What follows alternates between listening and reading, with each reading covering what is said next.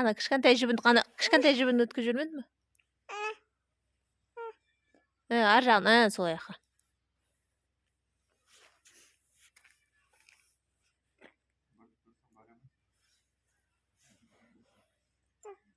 Мынаны ұстаңдар, сен байлап берем.